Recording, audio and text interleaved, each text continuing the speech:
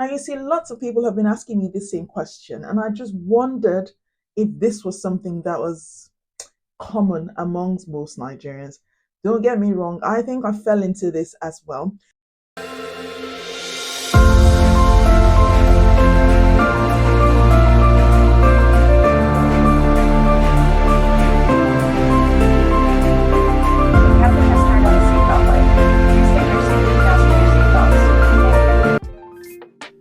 Hello and welcome to my channel. My name is Jay and this is Diaspora Doodles, my channel, which I started to showcase my life, how I've traveled to 9 countries, speak 7 languages, despite the limitations of my passport.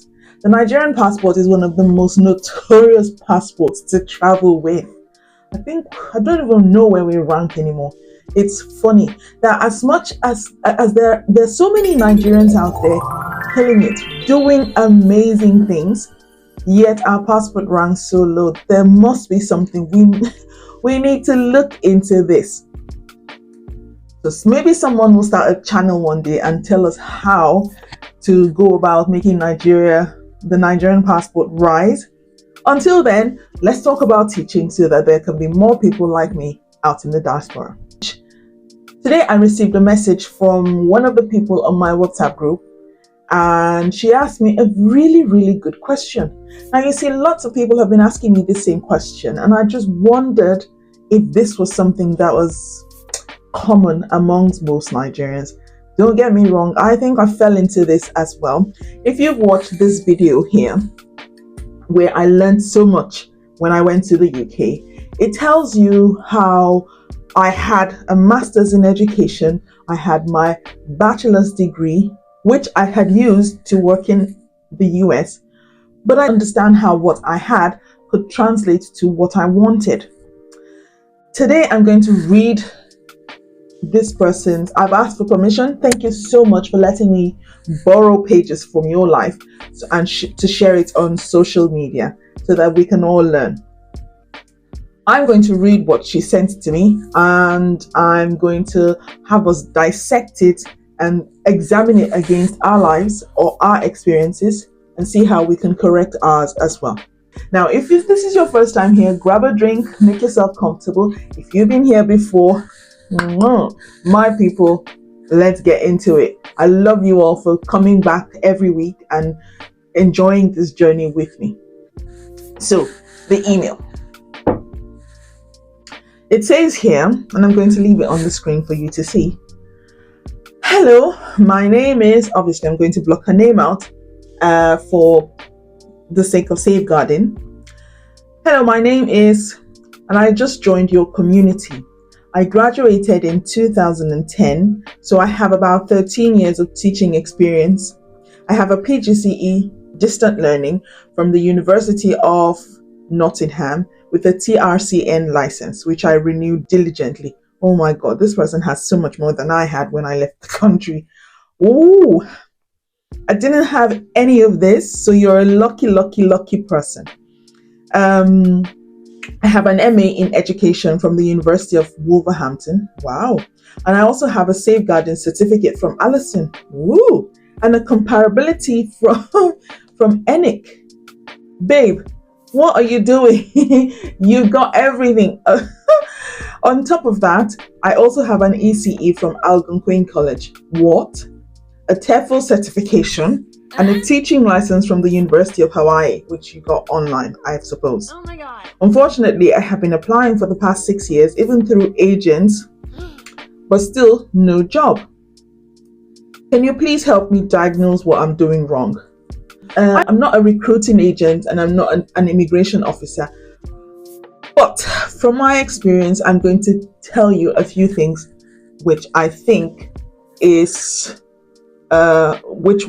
can work on this from what you've told me. I mean, I've not asked any more questions, but from what I can see here, baby, you're too qualified. However, you're too qualified, but it's not coherent. It's not aligned. It's everywhere. For example, I can see here that you have a PGCE from the University of Nottingham and a TRCN license. That alone should get you a job School, 3/4 of the schools in the world want this. Do you know what? There's a reason Nigeria is on this list, and I'll tell you why. You see, our educational system is actually robust. It is. That's why they would let us be one of the exceptions on that list. It's not all of the English-speaking countries that are on there, as you can see. If not all the English-speaking countries qualify to be on that list, we must be doing something right. You see, my mother actually worked for NTI a long time ago before she left and went to do something else. So I was privileged to look at the syllabus for teachers. I looked at what they do in grade 2. I looked at what they do in NCE. And I know what the PGDE is all about. Universities do PGDE as well, but NTI were the first ones that pioneered it, followed by NOUN, the National Open University of Nigeria, both of which I know people who work there. So I know how robust our educational system is. Our curriculum is rich. You can tell from the caliber of Nigerians who leave the country. When they leave the country, they shine wherever they are. There's a reason why. When our transcripts go off to all this university for them to do comparability tests, we have enough. We have more than enough to actually compare with countries around the world. Yes, ASU strike does not help us because there's no continuity there, and all the different things that happen and the fact that our teachers learn something and then they don't follow up in the classroom. Comment down below how many times you've used the behavior management strategies that you learned in your PGDE if you did a PGDE in Nigeria. Do you follow through with those behavior management policies that you learned? Do you follow through with the teaching aids? If you do, fantastic. It's the reason why when you apply for a TRCN and you take your TRCN to ENIC, for instance, they will tell you you're comparable with what they do in the UK. And with that, you can work anywhere in the world, because if I can compare what you have to something that's highly acclaimed around the world, it means you've done it. She has an MA in education from the University of Wolverhampton. Fantastic. It's good to have a master's in education. It means that you're doing research. This is not continuous professional development. This is research. Now you're going into the research field to be a master of something that you found in the classroom. That's fine. She also says here that she has a safeguarding certificate. Fantastic. Safeguarding is something that everybody should have, because the United Nations gave that Bill of the Rights of the Child, and every teacher on the planet should be following it so that children are safeguarded, and child protection is our top priority. But there's something else you need to see here. She then says she has an ECE from Algonquin College. ECE is Early Childhood Certificate. Okay? Why do you need an ECE? Your PGCE already covers you for what you're going to study in the ECE. You don't need an ECE. It's like someone who, for instance, I come over and I tell you, I have studied, I've gone to a primary school in Nigeria, and I've done primary 1. And then I left that primary school, and maybe my parents thought, okay, go to an international school. But then I don't go to primary 2. I go to primary 1 again. So I write on my CV, I've done primary 1 at this school, I've done grade 1 at this school. You've done the same thing. You've done the same thing. There's no, I can't see you moving forward. You're just going, you're learning horizontally instead of vertically. I should see continuous progress on your CV. When I see CVs, when you hand your CVs over to me, we go further. Then she gets a TEFL certification. Why do you need a TEFL certification? If you already have a teaching qualification, you don't need TEFL. TEFL courses are for people who have just bachelor's degrees in another subject and want to teach English. Now, those teachers can only teach English, and you would notice nobody will employ you with less than 120 hours of TEFL training. If you do anything less than 120 hours and you think your TEFL will help you, no. The reason why they need you to have 120 hours is because you would have learned how to teach. It's all about learning how to teach. Learning how to teach, learning how to engage children, learning how to prepare your resources, learning how to simplify concepts to people who don't speak English, learning how to break down ideas. 120 hours, not 8, not 10, not 20, 120 hours. And there are some TEFL certificates that they will not take if you've not had the one-on-one experience with another child. You're just sitting down in your house studying a TEFL. You don't have anywhere where you practice. You don't have children. You don't have learners. No, your TEFL certificate, don't put it in the bin. You can resuscitate it by by getting experience with that certificate. It'll be hard, but you'll have to start from countries that don't really look at if you've had a practical aspect of it. But if you want to go to countries with credibility, what I call the big boy countries that everyone wants to go to, the US, Canada, the UK, Australia, and countries in Europe, you've got to do what they do. Because you see, these countries, they see teaching as a professional course. It's not one of those Chere Cambia kind of courses where you just go in and you just cobble it together. No. You're dealing with children, you're dealing with lives, you're dealing with the country's future. It's a professional course. They see you the same way they see a doctor. And if we put so much emphasis on our doctors having the proper qualifications before they're allowed to treat people, then you should understand how they see you and what they need you to have. Let's go on with this person's text. Then she has a teaching license from the University of Hawaii. Oh my God, bro. Yes, please comment down below what you think by this point. I mean, we've already broken down a few things. What do you think? What do you think she should have gotten? What do you think she should have instead of going for a teaching license from the University of Hawaii? She got it online. If you're saying she's doing too much, I understand.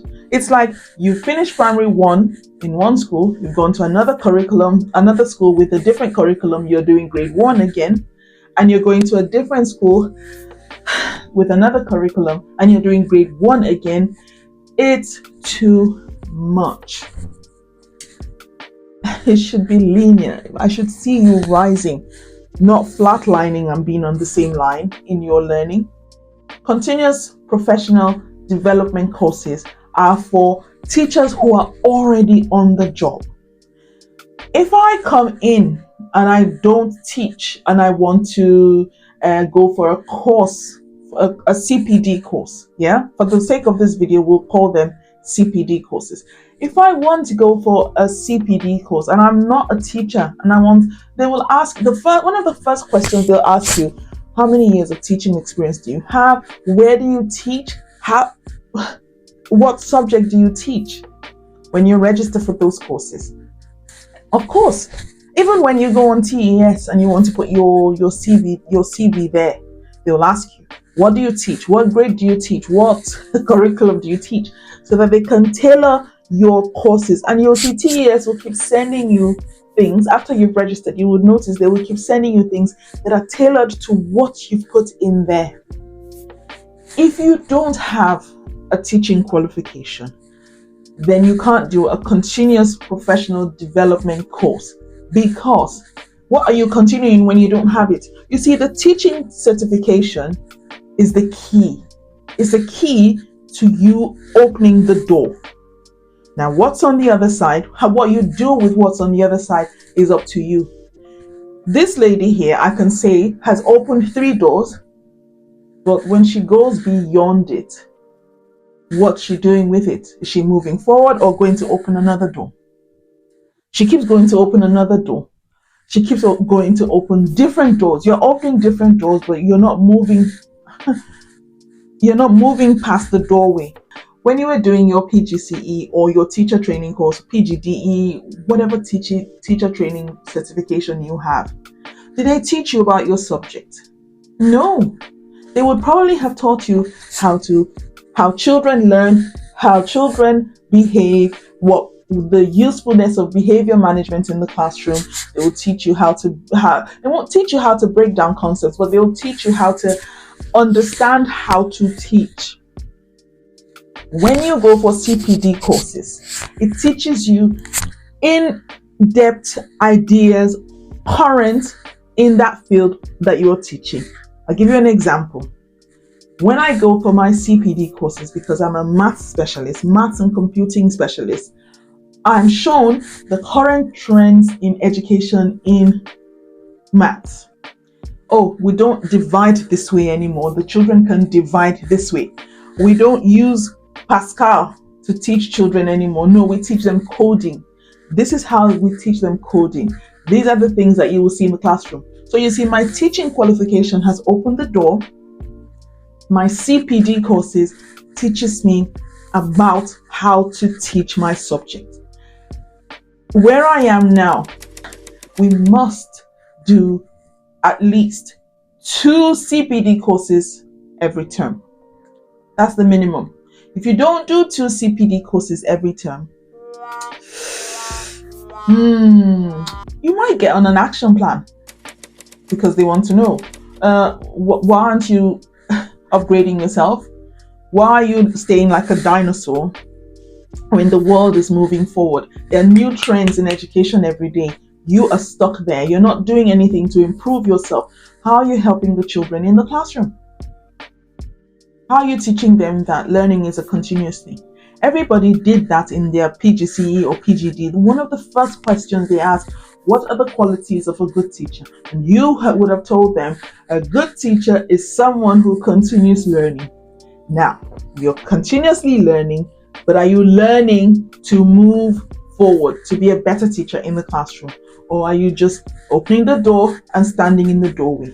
You've opened 4 doors and you're standing in all the doorways. You're not moving forward. And if you're not moving forward and you want to walk on the international stage, your CV will be overlooked. Because everybody here who has done 2 CPD courses of at least 8 hours every term would have at least 6 CPD courses at the end of the year. Now multiply that by the number of years that that person has left university. For instance, this lady left uni in 2010. How many CPD courses do you think she should have on her CV? It gets to the point where on that CV, you don't even write the older ones, you just write the most current ones. And if the most current ones are about 12 and you write that there, you see how your CV will jump up, and the person who only has a PGDE and a TEFL, that person's CV will be down there, because this other person too has a teaching qualification, but the person is continuously putting himself through the fire and coming out in a purer form. If I see a CV from a teacher who has 10 years experience and maybe graduated in 2014, no CPD, none whatsoever, and I see a teacher who graduated in 2023, I will pick that teacher. Why? That person is fresh. this other person who has no CPD would come off to me looking like a dinosaur. This person thinks that she's perfect. This person thinks that she knows it all. This person does not think that she needs to upgrade herself.